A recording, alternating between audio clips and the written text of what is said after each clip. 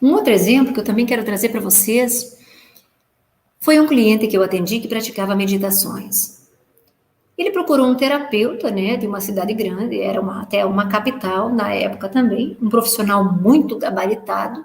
Inclusive, esse profissional também praticava meditações. Era aqueles profissionais famosinhos, né, na parada, que a gente chama assim que o cara que todo mundo vai. Sabe o cara que todo mundo vai? Então você diz, vai também porque o cara é bom. Então, era esse o cara. O que aconteceu com esse meu cliente? Quando ele chegou ao atendimento com esse profissional pediu para que ele fizesse uma meditação com ele, né? Porque ele já era aberto a essa condição, então ele já conhecia o processo. Então, ele convidou para que os dois fizessem uma meditação juntos. E olha que interessante, só que ele colocou para esse meu cliente que para fazer essa meditação, devido a uma questão de energias, né, devido a uma questão de mais harmonia, eles teriam que fazer essa meditação sem roupa. Olha só, o meu cliente ficou extremamente desconfortável naquele momento, mas pela fama do profissional, né, era um terapeuta famoso, o cara, ele disse, bom, se é por uma questão energética e tudo mais, tudo bem, então podemos fazer o processo. O que aconteceu?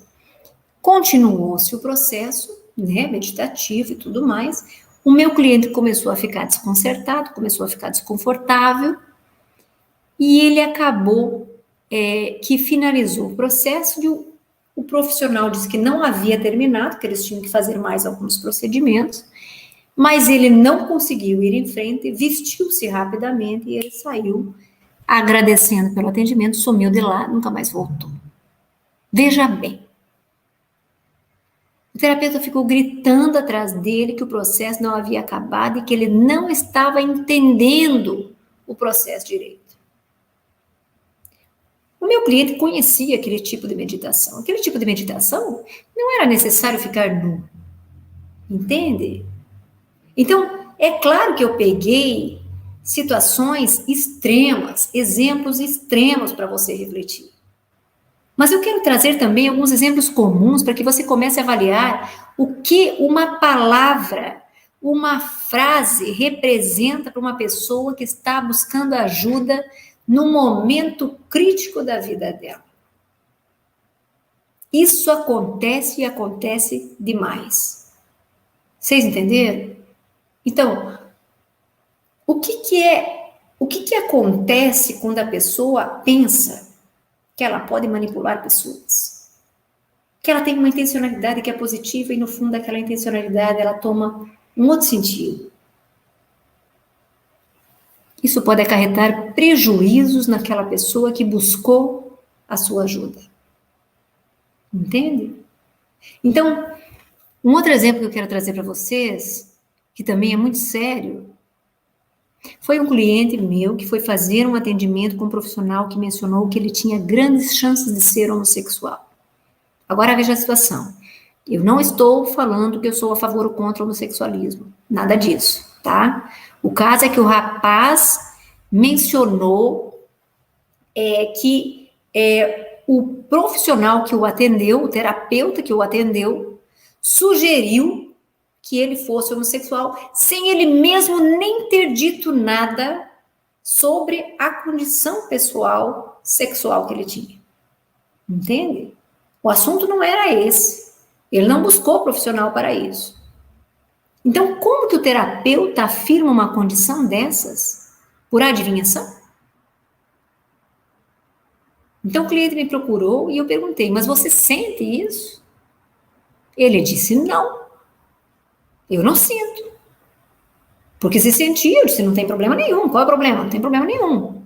Mas ele disse, não. Só que o fato dele ter colocado isso para mim e afirmado com tanta força, eu fiquei confuso. E eu não sei mais o que pensar. Por quê? Porque tudo dá errado na minha vida mesmo. As minhas relações não vão em frente. E aí eu já comecei a pensar, eu não sei mais se é ou se não é. Então, veja bem, você não pode afirmar algo para alguém que esteja na sua cabeça como uma verdade. E às vezes nem se menciona a grande maioria das situações que nós percebemos, a grande maioria das informações que um bom terapeuta tem, que ele percebe no atendimento, ele nem fala. Por quê? Porque ele vai falar estritamente o necessário, ele vai falar aquilo que é necessário para o cliente conquistar, para o cliente conseguir. Entende? Então, depois que o meu cliente descobriu que esse terapeuta ele era homossexual, ele teve uma sensação de que talvez foi um processo de manipulação. Agora, veja bem, pode ser, né? Pode ser, eu não sei.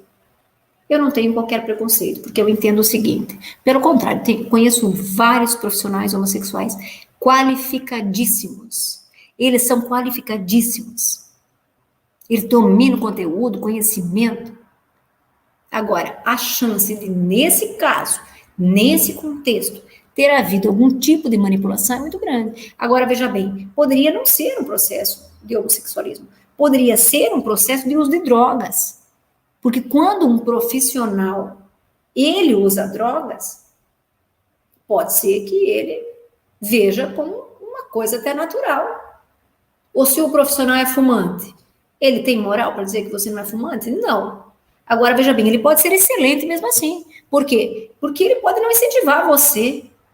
Agora, veja bem, cada um decide o que for melhor para si mesmo. Nós não podemos dizer faça isso, faça aquilo, faça aquele outro, não faça aquele outro, se o assunto não for aquele. Entende? Então, nós temos que ter mais habilidade para lidar com as diferenças. Nós temos que ter mais compromisso com o nosso cliente. E agora eu quero contar um caso meu, né? Quero contar um caso meu que me chocou na época, né? Porque eu procurei um terapeuta, né? Naquele momento eu não tinha um problema específico, naquele momento eu estava procurando uma terapia evolutiva. Eu queria evoluir, então eu estava buscando evoluir. E a terapeuta que eu fui, né, era uma mulher, ela disse que, de arrancada, ela disse para mim assim, ó, eu preciso ajudar você a separar-se do seu marido. Aí eu dei uma parada e disse, mas eu não tenho interesse em separar do meu marido. Aí ela repetiu assim, mas veja bem, do jeito que você quer evoluir, que você está falando para mim, que você quer buscar, quer evoluir, quer conquistar, quer avançar, me parece que o seu marido não tem o mesmo ritmo que você tem. Então, pode ser que ele não queira acompanhar você. Aí eu até coloquei para ela e disse, olha, mas na verdade, então, se o caso fosse esse, né, eu é que teria que decidir sobre isso, não é verdade? E não você. Aí ela me disse, não, ela disse, fica calma, fica tranquila, você traz ele aqui e eu ajudo ele para que ele consiga se desprender de você. Eu ajudo ele a conseguir se desprender de você. Essas foram as palavras que ela utilizou para mim. Vocês têm noção? Vocês têm noção disso? Olha, eu fiquei tão chocada que eu agradeci a consulta, eu pedi licença educadamente, né? Mas joguei tempo e dinheiro fora. Entende? Então, se uma pessoa menos preparada começa a colocar caraminhola na cabeça, ela começa a pensar o seguinte, será que eu estou na relação certa? Olha, eu tinha um pouco mais de discernimento. Agora, se ela pega uma outra pessoa que começa a pensar, capaz de não dar certo mesmo, será que não vai dar certo a minha vida? Então, veja bem, a nossa opinião, a nossa percepção, as nossas colocações são muito levadas em consideração por quem vem até nós buscar uma orientação. Então, veja, ajudar os outros exige, antes de tudo, autodiscernimento. Discernimento. Não dá para sair falando qualquer bobagem. Eu contaria inúmeros casos de erros grotescos, né, comuns. Agora, vamos pegar um caso familiar, rapidinho, de você que não é profissional, né? Você que só quer ajudar e quer atuar como terapeuta, porque o profissional, né, ele está lá dentro de um ambiente, tudo direitinho, mas o familiar, às vezes, pega ele desprevenido, o cara pede ajuda, né? Então, como é que é? Vamos ver o que acontece. Quer ajudar, mas você fala o que não deve, né? Então, aí é que é a via que a gente vai. Ou até mesmo por falta de maturidade, nós acabamos também falando bobagenzinhas, ou até por falta de conhecimento.